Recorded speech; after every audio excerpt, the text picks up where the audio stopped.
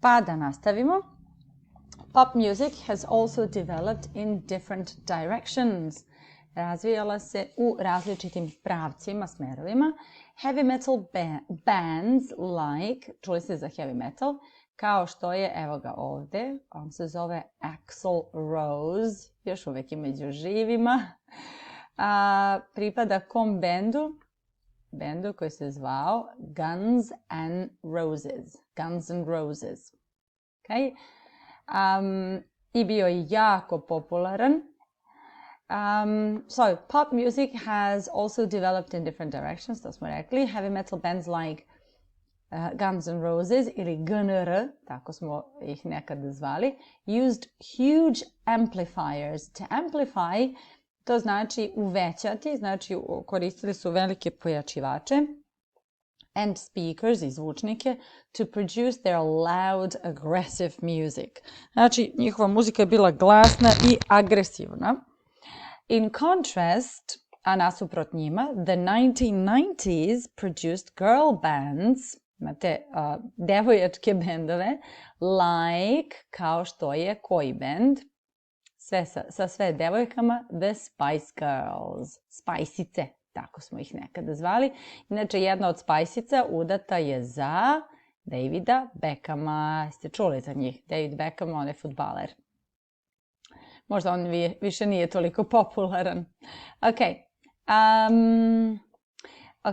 like Spice Girls and boy bands. Znači, od 90-ih krenulo se sa bendovima gde su sve bile devojčice ili sve dečaci, mladi. Pa ste posle imali grupe kao što je Take That, pa NSYNC, pa koji je ovaj sad poslednji, onaj sa nekom tršavom kosom, pa se sad on sada solo peva. Ne mogu da se setim. Okay, they didn't play their own instruments. Nisu svirali, samo su they danced and sang easy sing-along songs. In the first part of this century, rap music became very popular. Ajmo da se vratimo. Znači, pop music razvijala se otišla je u različitim smerovima. Znači, ako je krenula pop music, otišla malo ovamo i malo ovamo. Ok, znači otišla u jednu stranu, to je heavy metal. Pa tu imate Guns N' Roses i šta su oni koristili? Amplifiers, speakers i njihova kakva je muzika bila loud and aggressive. Onda ste imali, evo sad ćemo uzeti drugu boju, pošto malo pre to nismo. Girl bands, znači u 90-ih godina, to su bendovi, odnosno grupe sa ženskim članovima i sa muškim članovima. Girl bands, boy bands. Oni nisu, they didn't play their own instruments, nisu imali pojma da sviraju. They danced, ali zato su bili dobri plesači sa unapred osmišljenim koreografijama. And sang easy sing-along songs. Sing-along to je pevaš, ajmo sad svi da zapevamo. Znači naprave pesmicu gde oni zajedno sa publikom pevaju zajedno, pa oni onako pruže mikrofon ka publici i onda se publika čuje i svi padaju u trans. Okay? And in the first part of this century, u prvom delu ovog veka, ali to je verovatno prošli vek, rap, znači posle 2000-te, u stvari nije prošli vek, to je ovaj vek, rap music became very popular. Znači posle 2000-te, to ćemo ovde, the first part of this century, a mi možemo da kažemo posle 2000-te, rap music became very popular. Ok, pa ćemo sad sve to da zapišemo. Ja pritiskam pauzu, a vi pogledajte kako sam zapisala. I evo kako sam ja zapisala. So, pop music, koja nam je glavna, developed in different directions. Jedan smer je heavy metal, pravac, u stvari heavy metal, with loud and aggressive music. GNR je ime benda kog? Guns N' Roses. Okay? In the 1990s, boy bands, girl bands were popular, and they didn't play their own instruments, sing along songs, and after 2000, rap music became very popular. And the last part, posljednji deo, the different kinds of pop music have often changed teenage fashions too. Znači, različite te vrste ove pop muzike su menjale i modu, odnosno način oblačenja kod tinejdžera. Rock and roll made jeans. Izvinite. Rock and roll made jeans, t-shirts and leather jackets fashionable. Znači, svaka vrsta muzike nosi i svoju modu, način oblačenja. So, different kinds of pop music have often changed teenage fashions. Pa ćemo za rock and roll da kažemo šta, kakav je bio, šta je bilo karakteristično. Imali su farmerke, t-shirts i kožne jakne, leather jackets.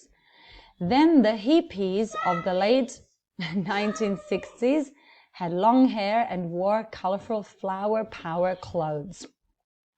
Predlažem da opet izgooglate, ukucate hippies pa da vidite kakva je to odeća. Sve vam je to sigurno sam poznato, samo možda ne znate da se to tako zove. Hippies in the late 1960s, to nam je bitna informacija. Duga kosa, flower power clothes, znači sve su bile neke cvećkice na cveće jer su oni se borili protiv rata u Vijetnamu i da, bili su drugačiji. Next came the 1970s. Ajmo plavom. Onda su stigle 70. 1970s, which produced glam rock bands. Glamurozni rock bandovi. Glam skraćeno od glamour. Kao što su Slade, ja se sad ovog ne sjećam, i Queen. Ovo je jedan od najpoznatijih bendova i želim da mi pronađete i neku njihovu pesmu. Sigurna sam da ste neku već čuli na radiju, a ne znate da su to oni. Queen, Bohemian Rhapsody. Bohemian Rhapsody, to je kultna pesma i kažu najpoznatija, najuspešnija pesma svih vremena. The Swedish group, švedska grupa, evo je ovdje, koja se zove ABBA. Mislim da su naziv dobili po prvim slovima njihovih imena, ali to možete da proverite, ne sjećam se. Ja sam prvi put čula za ABBU kad sam bila u gimnaziji i prva godina, onda smo radili neke tautologije i kada su to napisali, svi su rekli, ABBA.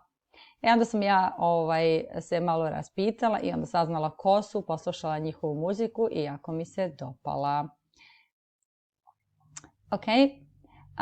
Znači ovdje će biti švedska grupa ABBA koji su pevali na engleskom i bili jako popularni.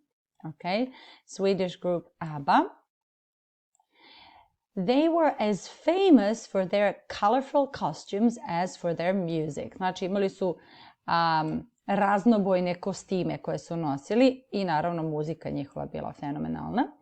In the late 1970s, znači onda već pred kraj tih 70-ih, više ne znam koju boju da uzmem, punk groups, punkjeri. Sad potražite reč punk i ukucajte u images da vidite kakve će vam slike izaći. Like the Sex Pistols. Pistols su pištolji, pa kao Sex Pistols. Tried to shock people. Njihov cilj je bio da šokiraju ljude with their clothes as well as with their angry music. Znači, htjeli su da šokiraju svojom odećom, izgledom, pogledajte njihove frizure kakve su i naravno osjećanja koje su izražavali su najviše bila osjećanje koje su izražavali najviše je bilo ljutnja. They dyed, pazite sa Y, dyed their hair bright colors. Znači, kosu su farbali u najsvetlije boje i boje kao što su green and orange and put pins in their ears and noses. To vam je već poznato. Pins, to su igle ili kao pribadače ili šta već. In their ears and noses. To je danas popularno, to već zovemo piercingom, znači oni su kao neka preteča. Oni su prvi to krenuli da rade. Znači sad ću ja da zapišem sve informacije, pritiskam pauzu, a onda vam zadem zadatak. I evo informacija, evo ih ovdje, vidite ja sam dodala i neke crteže, vi možete koristiti različite boje, znači teenage fashions, pa za rock and roll bile su farmerke, majica, kožne jaknice, kod hipija, duga kosa, cvetići, 70-ih glam rock, švedska grupa ABBA, puno boja i dalje puno boja, kasne 70-te punk i punkeri, možete da, kao što sam rekla, izgooglate nekog. I zadatak će biti znači da ukratko ispričate o pop music koristeći ove vaše beleške. Znači ne ceo tekst, ne treba ništa da učite na pamet, ali da kažete it was born in the USA and it is a mix of three things. Znači mix 3 stvari. Music of Africa, music of Britain and Ireland, and of course the new instrument that appeared, the electric guitar. The African music came from black slaves and it had a strong rhythm. British and Irish music came from white settlers. Eto, to nismo zapisali da dolazi od belaca. Sad je meni to crveno. White settlers.